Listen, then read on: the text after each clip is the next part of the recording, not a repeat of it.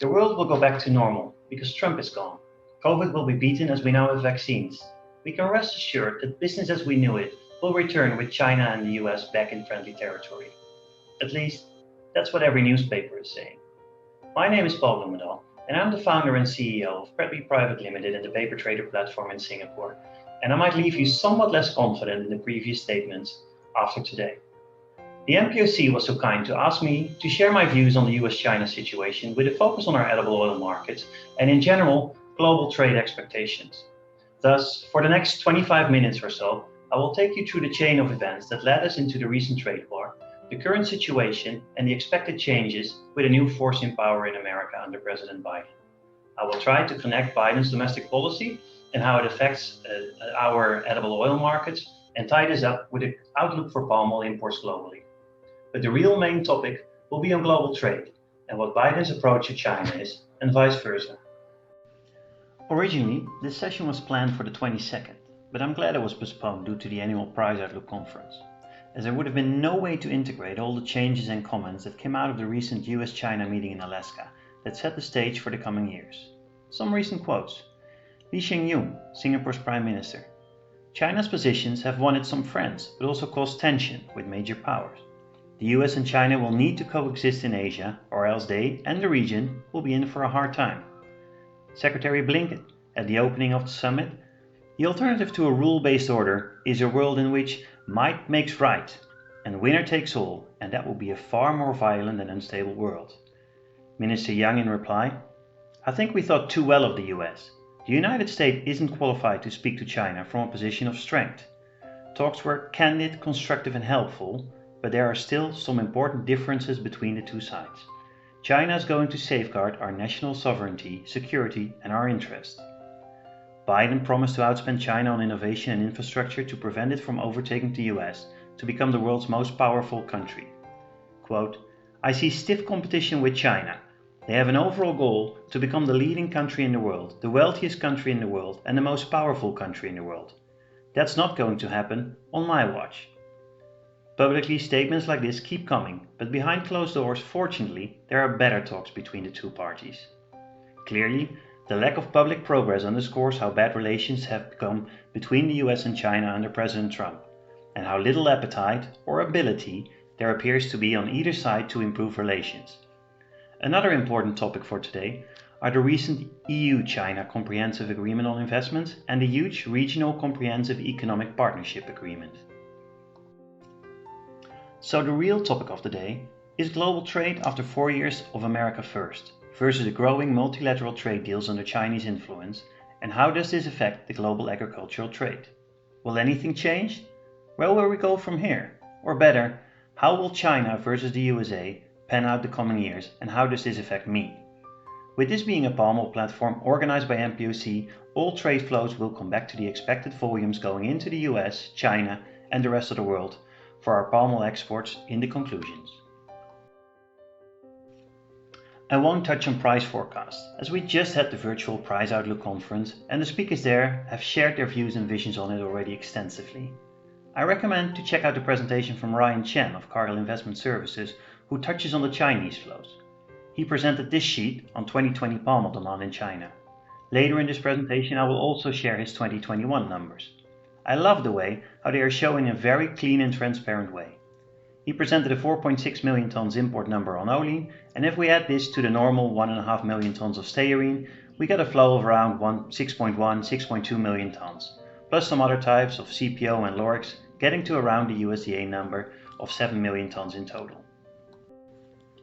Let's start with an overview on global agricultural markets, and both countries under review: soy, palm, the US and China. I will use the public numbers from the USDA as they are generally accepted as the most accurate for global reviews.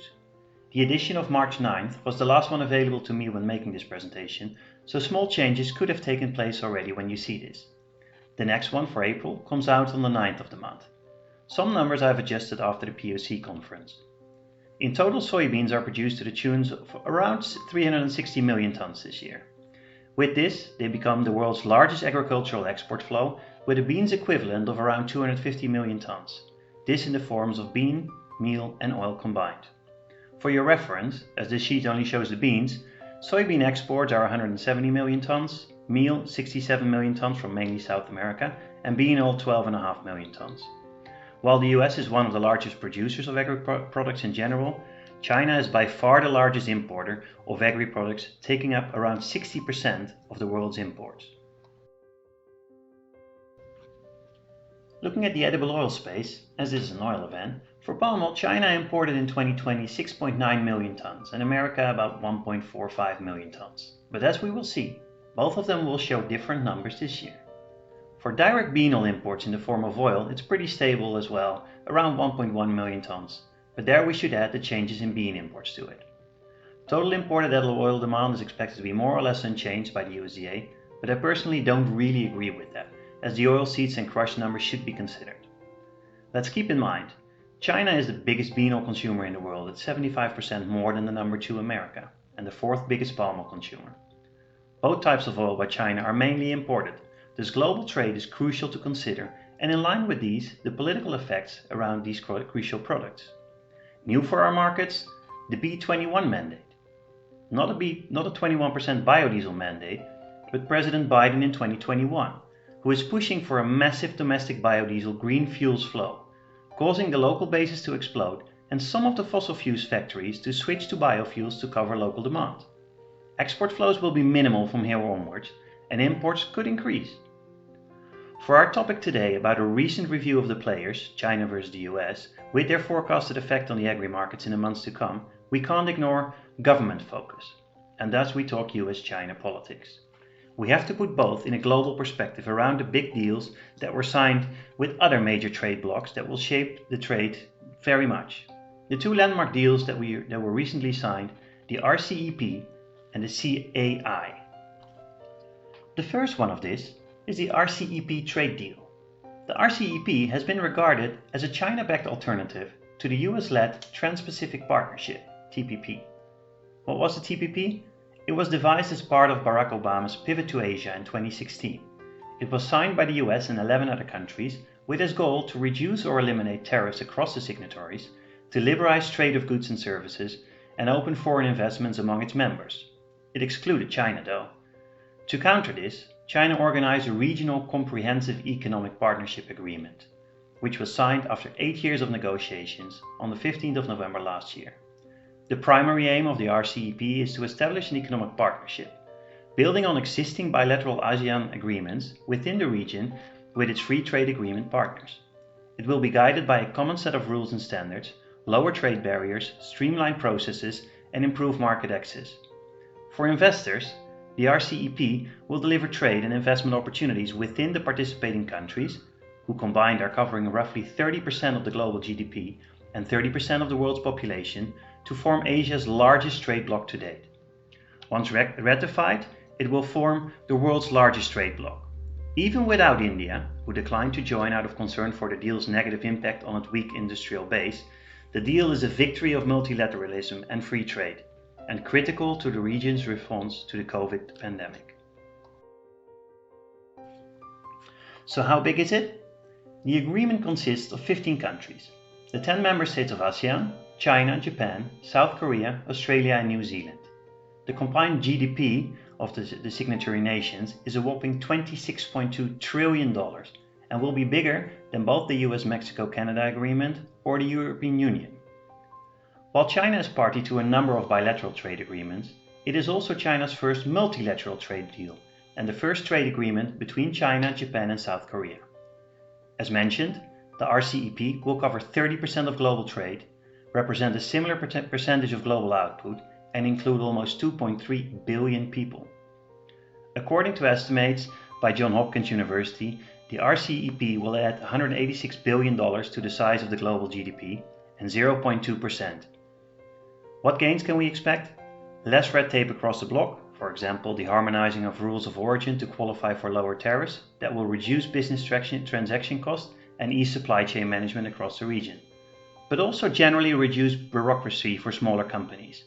All in all, great, but not mind-blowing, as I believe that the economic impact of the deal on the region is likely to be incremental rather than game-changing. Is the RCEP unique for Asia? Not at all.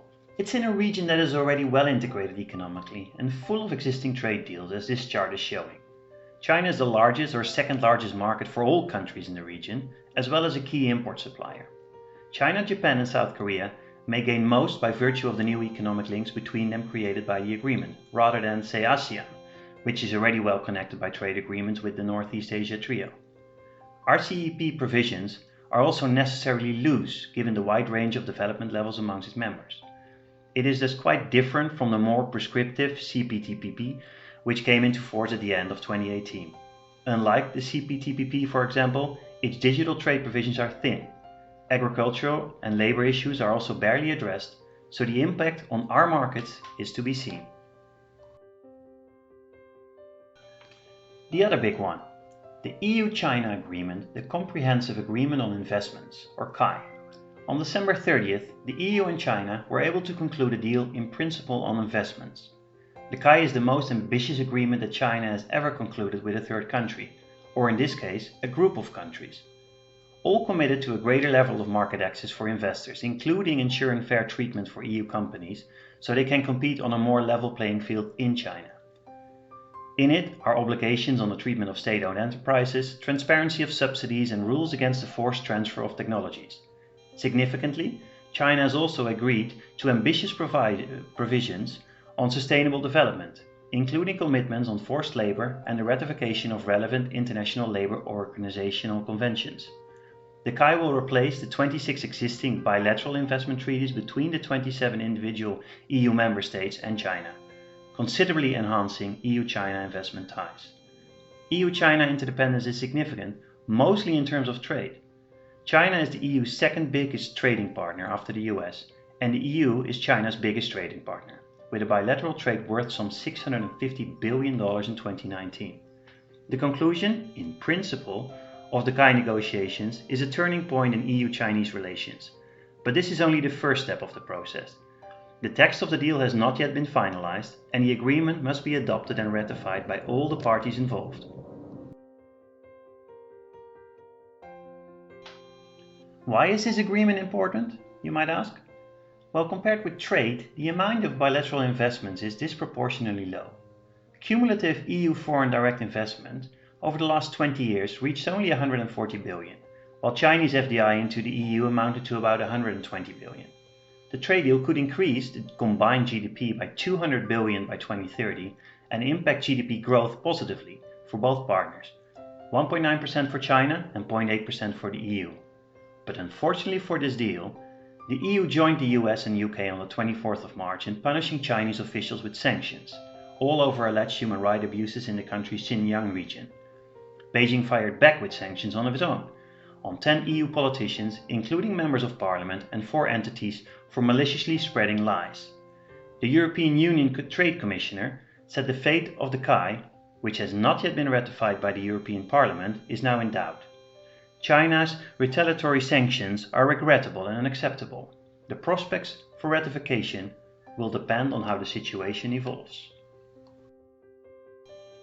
As requested by MPOC, let's now focus on the US-China trade and trade flow discussions. For this, in the coming minutes and with the coming sheets, we will move to see how important the two countries really are to each other. First up, a pretty basic question. Do they even like each other? Is there common ground to work together? And the answer to both is unfortunately, not really. Americans' view of China has fallen to an all-time low since Washington established diplomatic relations with Beijing in 1979, according to a Gallup poll released on the 1st of March. Only 20% of Americans said they held a favorable opinion of China this year, compared to 33% last year. Or better said, 79% said they did not have a positive view. While in China, the US is the most disliked country among 14 developed countries, according to a different survey. 77% of respondents said they had an unfavorable view of the US. Not really a great start to work together, if you ask me, between the two largest economies and military powerhouses in the world. On the other hand, what people feel is not always important. Clearly, the US can't live without China anymore, as China is set to overtake the US as the world's largest economy a few years earlier than anticipated due to the coronavirus pandemic. The US reported that GDP in 2020 contracted by 2.3% to about 20.9 trillion. In contrast, China said its GDP expanded by 2.3% to 102 trillion yuan, or about $14.7 trillion. This puts China's economy at only 6.2 trillion behind the US, down from 7.1 trillion in 2019. For 2021, Fitch thinks the US will grow a massive 6.2%, mainly due to the recent 1.9 trillion stimulus package. But China could grow 8.4% annualized this year. Nomura reported, the pandemic has been a much larger blow to the US economy than to China's economy. We believe that on reasonable growth projections, the size of Chinese economy in US dollar terms will overtake the US in 2028. Besides this, the yuan is rapidly accelerating its acceptance in the FX markets, setting aside concerns about how much further it can go without reform and buying into its ascent. In London, the world's FX center, there is more yuan changing hands than ever before. Options on the currency exceed those referencing the Japanese yen, and buying or selling the yuan is now as cheap as trading the British pound. Where do we stand and what happened recently? Under President Trump, the relationship between the US and China has been bad or almost terrible, but both parties are publicly searching for some common ground. From the Chinese side, Foreign Minister Wang Yi said on the 21st of February this year that the US and China could work together on issues like climate change and the coronavirus pandemic if they repaired their damaged bilateral relationship. They are ready to reopen dialogue after relations between the two countries sank to their lowest in decades. But he first called on Washington to remove tariffs on Chinese goods and abandon what he said was an irrational suppression of the Chinese tech sector. Steps, he said, would create the necessary conditions for cooperation. In other speeches, it was also made clear. China sees the momentum on Beijing's side in a world where the East is rising and the West is declining. The argument is that China offers order in contrast to the US's chaos, and effective governance in contrast to Washington's ineffectiveness, demonstrated by how much better it has handled the COVID-19 pandemic. President Xi in January explained, "Let the torch of multilateralism light up humanity's way forward." His vision is for a world where everyone's political system, culture or society are its own business. Each country is unique with its own history, culture and social system, and none is superior to the other. In America, not a lot is changing yet, at least less than what many were hoping for. These are the actions taken between March 2018 and January 20 by the US, but things seem to change a little. The Biden administration is moving to put semiconductors, artificial intelligence and next-generation networks at the heart of their strategy towards Asia, attempting to rally what officials are calling techno-democracies to stand up to China and other techno-autocracies. CIA head William Burns said, "An adversarial, predatory Chinese leadership poses our greatest geopolitical test. Outcompeting China will be key to our national security in the decades ahead, and that will require a long-term, clear-eyed, bipartisan strategy underpinned by the domestic renewal and solid intelligence." US Trade Chief Catherine Tai called on China to live up to the commitments in its trade pact with the US, the strongest signal yet that the new administration plans to build on the accord brokered by its predecessor, rather than scrap it. China needs to deliver on the promises made in the agreement. President Biden released the interim National Security Strategic Guidance, and in this, his Secretary of State Antony Blinken called the US's dealings with China the defining test of the century, as he set out a broad agenda that he said would do more to ensure that foreign policy benefits ordinary Americans. Blinken said the US approach to China will be competitive when it should be, collaborative when it can be, and adversarial when it must be. China is the only country with the economic, diplomatic, military and technological power to seriously challenge the stable and open international system. So how do we get to these tensions? President Trump started a trade war with all his duties in order to reduce the trade deficits that they had on imported goods, while at the same time ignoring the fact that there were services and other flows going into the other direction. This sheet provides a bit more clarity. We can see that it was basically a race to the bottom in terms of relationship management. Setting continuous increases on tariffs were taken in reciprocally by China. After many new actions, finally, on the 15th of January 2020, the massive trade agreement was signed called Phase 1, a deal that cut some tariffs on Chinese goods in exchange for pledges to purchase more of American farm, energy and manufactured goods. and addresses some of the US complaints about intellectual property practices. So far, Biden's biggest departure from the Trump approach to China is the emphasis on working with partners and allies, but that will take some time. In this Phase 1 deal was, for example, China agreed to increase purchases of American products and services by at least $200 billion over the next 2 years, which is 2020 and 2021. China shall ensure additional purchases of US agricultural products by $32 billion over 2 years, including $12.5 billion above the corresponding 2017 baseline of $24 billion in 2020 and $19.5 billion above the baseline in 2021. Did it work? Well, let's just say that for the results of the Phase 1 deal, the volumes were not there yet, but the structural reform from the remit was generally executed pretty well, and the trend was positive. But what really happened in 2020? Unexpectedly, thanks to an increase in US exports, China was once again their top trade partner. Not imports from China, exports to China. They grew 17% according to the latest data. The total, $125 billion, is the highest since 2017, the first year of Trump and the year prior to the trade war that still continues. The trade war punished US exporters in 2018 and 2019, but last year it rewarded them, although the total still fell short to the record of 2017 when it was $130 billion. Last year, imports from China fell 3.7%, a decline of $17 billion, while that 17% increase in US exports was worth $18 billion, meaning US trade with China increased. Hey, even the US deficit with China decreased. So what were those exports? Soybeans. All to feed the massive herd of pigs that needed to be rebuilt after the swine flu. And lots of them to the tune, as we saw earlier on, growing 53% to 25.9 million tons in 2020, up from 16.9 million tons in 2019. In 2020, the total rebounded to a record monetary value of $14.2 billion, becoming the top US export product to China. The 1-year increase was 78%, the 2-year increase even better at 350%. A quick side note though, those soybean exports fell from $12.4 billion in 2017 to $3.2 billion in 2018. It was a laser-focused counter from China to ex-President Trump's scatterhot tariffs on almost everything inscribed with Made in China. What Biden will do with the $350 billion in tariffs on Chinese imports remain to be seen, and might just remain to be seen for some time. But one thing is clear, he inherited a nice, plump increase in US exports to China, a decline in US imports, and a declining US trade deficit.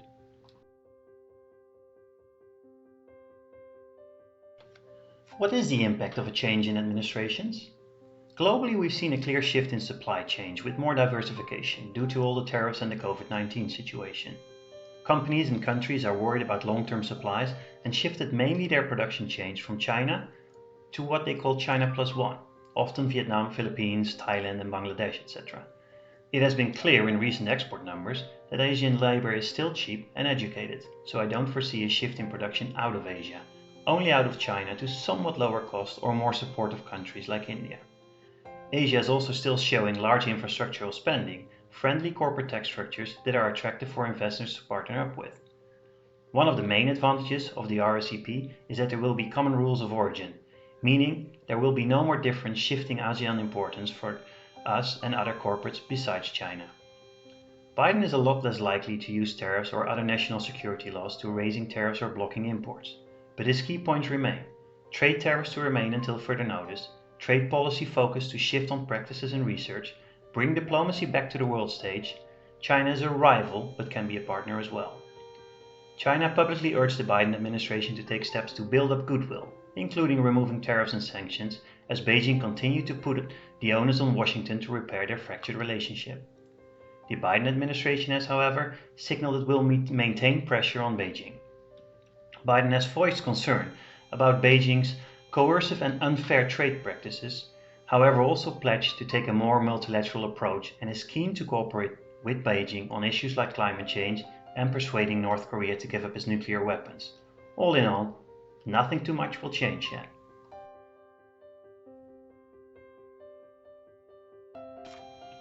So what good can Presidents Biden and Xi really do? Both the RCEP and the elections were positive for economic sentiment globally. Vaccines against COVID-19 have made a world of difference, and many developed countries now think that they will go back to relative normality by the end of the summer. Good changes? Biden wants to see predictability, steadiness and clarity in US policy making while being less aggressive. Bad ones? He continues a buy local trader policy. The Buy American provision for federal governments means basically he's not necessarily a free trader at heart. He will not easily change US policy versus China on economic or technological issues anytime soon. He wants to continue their technological lead and attract manufacturing back to the US. This is the exact same statement as Xi made. They will go head to head in this, but this could trigger a great surge in R&D. Biden will likely be less interested in economical issues than in the non-economical ones, like Hong Kong, like the Uyghurs, and other issues that were not a top priority before. While China will likely increase their Belt and Road Initiative together with their vaccine diplomacy. They will focus more on South America, Africa, and enhancing the APEC relationships like we saw in the various trade agreements signed recently.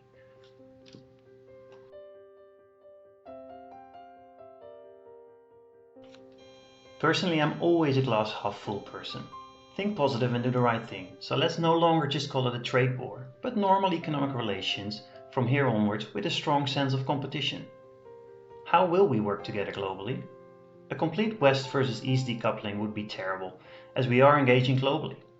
Working together creates a more stable usage of the state enterprises, more freedom to deal and invest, better intellectual property, and more cooperation in R&D. Sure, a shared stand is better than what we had before, where the US was going at it alone, causing Europe and Africa to move closer to China. But even a less dramatic decoupling is unlikely, as all are seeing the need now to diversify, as the Make America Great actions were an eye-opener for almost the whole world.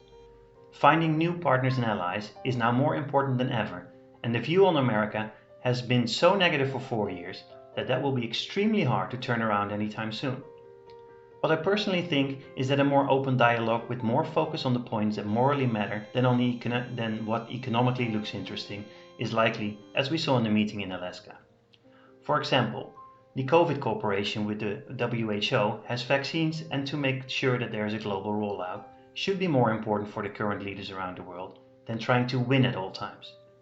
As Deputy Prime Minister Heng from Singapore mentioned, a strategic competition between the US and China grows.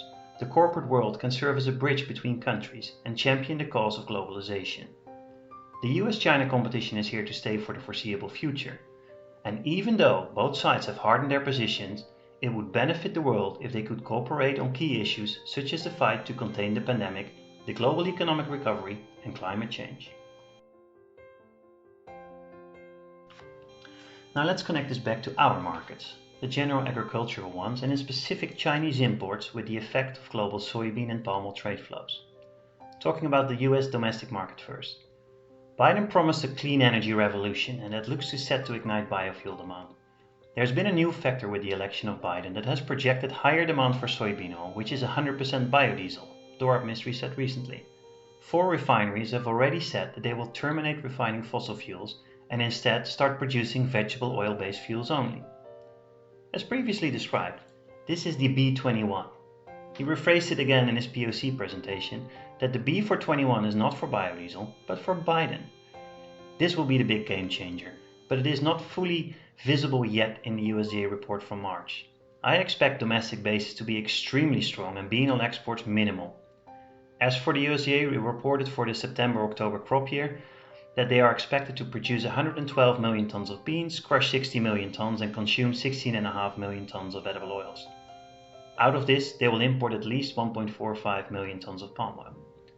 They are expected to export almost 26 million tons to China out of their total exports of 61.2 million tons. 42.5% of US soybean exports are going to China. While US bean oil is banned for food in some states, it's fully open for technical consumption. And this is the biggest demand growth flag globally, I believe.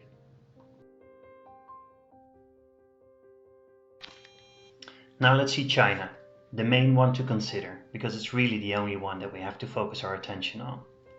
In the 2021 October-September crop year, China is expected by the USDA to import 100 million tons of soybeans and 6.9 million tons of palm oil.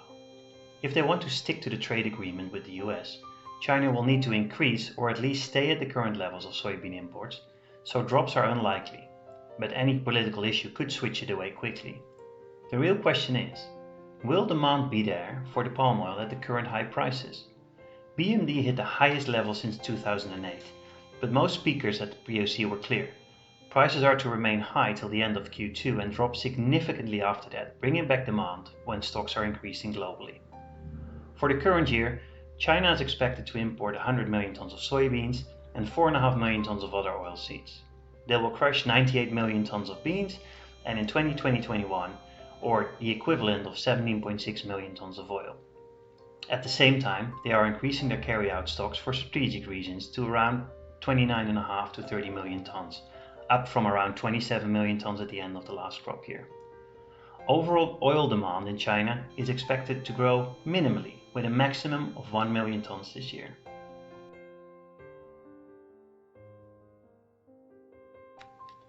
They will also import around 1.1 million tons of bean oil directly. All combined, this provides the country with a massive 18.7 million tons of bean oil to cover around 18.5 million tons of demand. Nicely balanced, but a lot of oil for their S&D. Yes, they are rebuilding strategic stocks for everything, but it's a lot easier to store oil in the form of seeds or beans than it is as oil. So this could result, in my opinion, that the recent palm oil bull run will face some more headwinds in the coming months and years. In general, China rather buys increasing amounts of soybeans to feed the expansion of the country's pig industry. For now, herd sizes are rebounding after being devastated by African swine fever, increasing demand for meal that needs to be crushed from beans. This is resulting in more available bean oil stocks that will replace some imports of palm oil and other edible oils. The recovery in hog numbers will boost soybean meal demands by 8 to 10% and drive bean imports to a fresh record of potentially even more than the USDA's 100 million tons.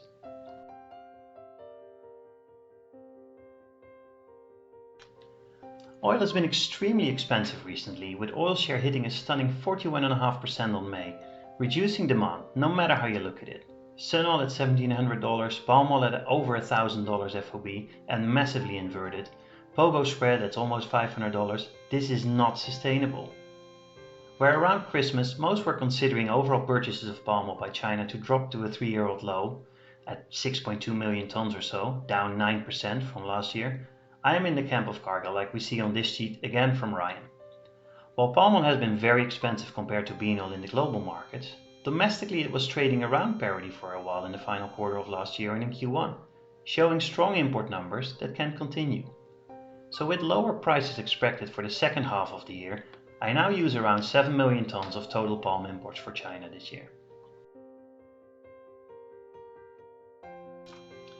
Bean oil has been relatively cheap the last few months versus palm oil and will have attracted more demand. Switching starts at around $100 and for a longer period, as you can't just change your recipes. So we would need a sustained premium of bean oil over olein of at least 3 months or more for demand to move back to palm. The prolonged small premium last year will have shifted the demand already away. At an average 50-day premium was only around $50. This means that either palm drops or it moves up less than bean oil from here on a structural basis. With the recent rally up on bean oil futures and oil share at a stunning almost 42%, the premium is still not exploding yet. I don't think that there is enough oil demand at current prices to keep these levels here for the long run, as mentioned before. Globally, the energy prices are rallying, with Brent recently again over $70, causing more demand to come in action for biodiesel, but the spread is still very big over edible oils. It will likely be filled by palm oil globally and by bean oil in the US. Overall, for China, the reduction in palm oil imports from 6.9 million tons to perhaps as low as 6.2 I mentioned before no longer seems justified, and I now use 7 million tons. Bean oil imports could be stable or somewhat reduced in favor of palm. For the US, oil shortage will be there because of the new green fuel policies. Palm will be a minimum of 1.5 million tons, and Canadian canola oil or rapeseed oil will replace some of the local bean oil demand. Exports are to be reduced, and Argentina will benefit on the product side, while Brazil will grow in the beans market share. I know that we've covered a lot of ground today, so let's close it off with a quick recap of the main points. Biden's philosophy to China has not changed, but we can expect the actions to be less aggressive than before, with as a result of the relatively successful Phase 1 trade deal delivery. The US is expected to continue to pursue a hard line in US-China negotiations, while also embarking on a more methodological and practical style, resulting in a bit more constructive dialogue, but with harsh comments at home to show some tough stance. I expect a more open dialogue with more focus on points that morally matter than on what economically looks interesting from a US point of view. America has lost a significant face globally and will struggle to really get back into the game. China will gain dominance outright, and due to the fact that they will become the R&D hub of the world and largest GDP in this decade. From a Chinese point of view, they will remain open to discuss mutual opportunities and aim for multilateralism in global trade, while at the same time making it perfectly clear that they don't allow any meddling in what they call internal affairs. The EU got slapped already once, and China will not hesitate to show its power around the world, in partnership perhaps with Russia. Vaccine diplomacy will continue to be used to sign more global trade agreements. Think about Africa here and the next one after Europe and Asia. And they will aim to decouple more from the US-China trade flow if they can. Both countries will prosper from better economic outlooks this and next year, with the COVID pandemic moving into the next phase. So the strategic competition for global influence will become their focus more and more. The biggest risk is the military tension in mainly East Asian waters like around Taiwan. But hopefully, we will not see this turning into a clash when both parties keep their heads cool enough. For our markets, we will see continued impact with more palm and soybean imports into China and more local soybean oil demand in the US, keeping oil prices stable for the next few months, but significantly lower from July, August onwards when local stocks have been rebuilt. The US will continue to import around at least 1.5 million tons of palm oil annually, and this could finally grow somewhat.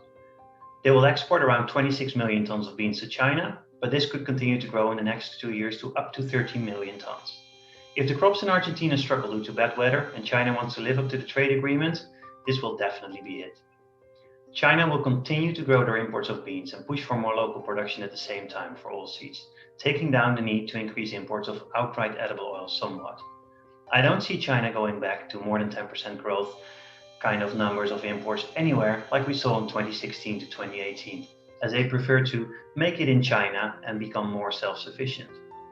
Trade agreements like the RCEP could make palm oil imports really the swing factor to fill any holes in supply due to logistical, weather-related or political changes in the years to come, but they will drop in their price-setting dominance versus other markets. So, can I recap it all in a few sentences? The US and China will continue their strategic competition, but with more mutual decency. They can't grow without each other, but need to set some norms on market access and legal issues. They will continue to dominate the agricultural flows, but both of them are likely to shift focus away from each other, if and where they can, to favor local production and thus supply. With that, I would like to close off this session. Thank you again, MPOC, for inviting me, and looking forward to your questions and comments via the Pointers platform this week. Take care, stay safe, and happy trading.